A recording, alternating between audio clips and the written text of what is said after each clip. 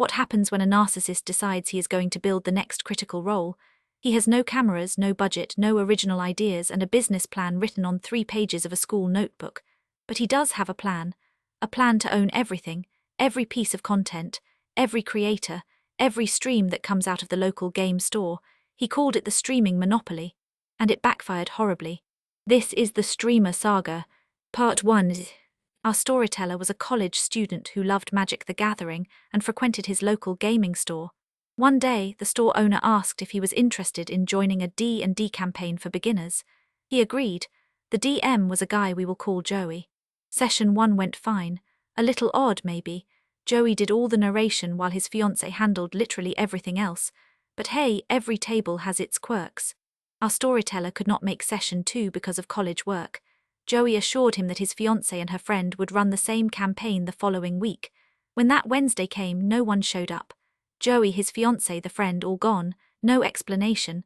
The store owner just shrugged. Red flag number 1. When someone promises to run a weekly game and then vanishes without a word, that tells you everything about how they handle commitments. File that away. It becomes relevant later.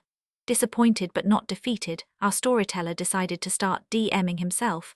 He bought his own supplies, set up a weekly Wednesday game at the store and built a community. Real players, real friendships. Some of those friendships lasted even after he moved across the country. Meanwhile, Joey drifted back into the store.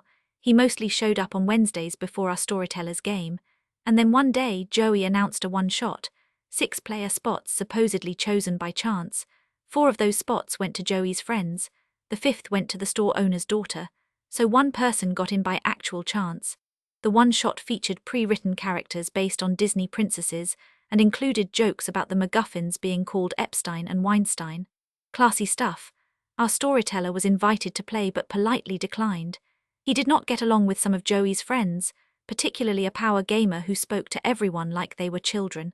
Nothing about this one-shot screams competence. Rigged player selection, edgy jokes for shock value, and a DM who surrounds himself with yes men. But the one-shot was just the appetizer. What came next was the main course. After the one-shot, the store owner's daughter said something innocent. She said that was fun, you should start streaming D&D. Joey and his fiancée latched onto this idea like it was a divine calling. Joey did not just want to stream, he wanted to be the next critical role. So they approached the store owner about using the store as a streaming studio. The owner, who had been burned before on a similar project to the tune of $3,000, agreed on one condition. They had to prove they could actually pull off a test stream first. Joey sat down to write a business plan. If you have ever written a business plan, you know it takes pages of financial projections, expense breakdowns, and realistic timelines. Joey's business plan was written on 3 pages of a school notebook. He refused to show it to anyone except the store owner. According to the owner, the plan contained 0 information about income or expenses. It was just short-term, mid-term, and long-term goals. Start streaming, question marks, profit, the underpants-known business model but with dice. 3 pages, on notebook paper, with no financial plan, and he refused to let anyone else see it, probably because even he knew it was embarrassing. But Joey was not just delusional about business, he was delusional about people. Joey's concept for the stream was something he called a Communal Art Project. This sounds collaborative and wholesome until you realize what it actually meant. Joey wanted writers, translators, DMS, and artists to do all of his work for free. He would sit down every Friday, play the game, and take credit for everything. Everyone would work for exposure. The actual content creators would get nothing, and everything produced under the project would belong to Joey. Our storyteller, as the store's regular DM, was told that his Wednesday campaigns would now take place in Joey's world, a homebrew setting with the originality of a copy-paste document. Countries stolen from the Forgotten Realms with 1 letter changed. Locations ripped from The Witcher 3, place names like Dune Desert and Ice Mountains. The creation myth was Eberron and Forgotten Realms smashed together. Joey even put Phandalin in his world as the starting town. The setting had all the originality of a fan fiction written during a lunch break. Let us be clear about what Joey was building. He wanted free labor from talented people, full ownership of their work, and the right to be the face of the project while contributing nothing but his ego. This is not a communal art project. This is exploitation with a fancy name. Part 2. But Joey's ambitions did not stop at his own stream. He decided that everything produced at the store should be under his control. Everything. There were a few guys at the store who had their own YouTube channel reviewing Warhammer content. They did not even know about Joey's plans yet. According to Joey, they were now part of his network. He wanted to own literally any piece of internet media produced in connection with the store. He called it the streaming monopoly, and he said it with a straight face. The streaming monopoly. A man with no cameras, no budget, no test stream, and a business plan on notebook paper wanted to control all content creation at a store he did not own. This is what happens when delusions of grandeur meet zero self-awareness. While planning his empire, Joey started running what he called a stream preparation campaign, a prequel to the actual stream campaign. It featured an act of magical terrorism committed exclusively by Dragonborn, exploring themes of persecution and discrimination. Given Joey's DM philosophy of just give problem players more loot, handling sensitive themes like systemic racism was, let us say, a risk. Joey also imposed strict character creation rules to prevent what he called weird furry stuff, because this was a serious campaign dealing with serious topics. Meanwhile, his fiancée was going to play a half-Arsamer, half-Tiefling assassin rogue. Joey called this character concept incredibly deep because it was dualistic. Two halves of different celestial beings. Deep. And our storytellers' Wednesday games, those were all supposed to be set in Joey's world now.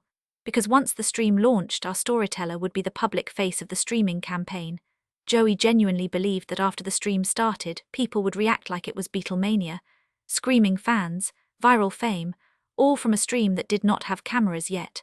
No cameras, no microphones, no lighting, no budget, no original setting, no business plan, but somehow Beatlemania. Joey was not planning a stream, he was planning a fantasy about himself. The store had a Discord server where the Communal Art Project was discussed. Joey started posting work requests, asking his team of volunteer writers to rename all the locations in his setting. They did the work. And then Joey deleted everything. Every trace that anyone else had contributed to the naming process. Gone. When his power gamer friend confronted him about it, Joey said he deleted the records because that work step was done, and he did not want anyone stealing his setting before he could publish it as a book. Read that again. He asked people to do creative work for free. They did it. And then he erased any evidence that they were involved because he wanted to claim sole credit. This is not just bad management. This is theft of labor dressed up as organization. The store owner set aside a room for the stream and asked for help clearing it out. Joey promised he would be there with bells on. On moving day, 2 people showed up. Our storyteller because the owner was his friend, and the power gamer. Joey was nowhere to be found. The power gamer was furious. Arguments broke out. Details got messy. And by the end of 2019, Joey put the entire project on ice, citing creative differences.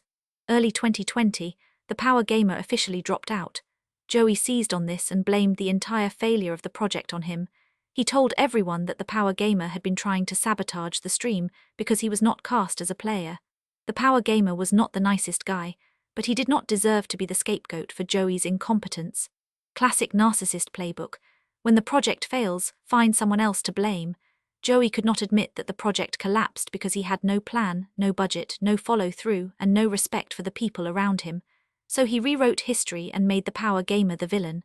The failed streaming project destroyed friendships at the store and turned Joey into a laughingstock.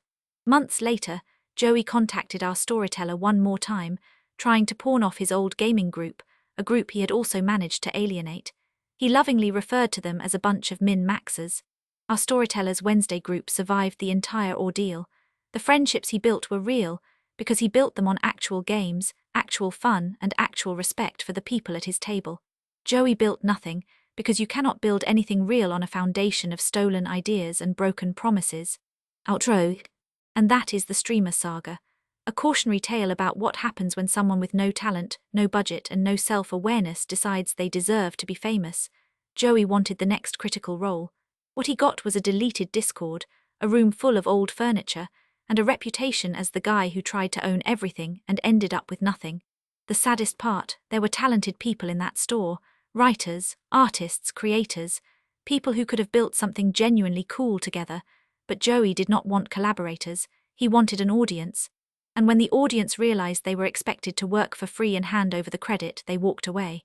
Some empires fall to war, some fall to economics. Joey's fell to a 3-page business plan and the audacity to think no one would notice.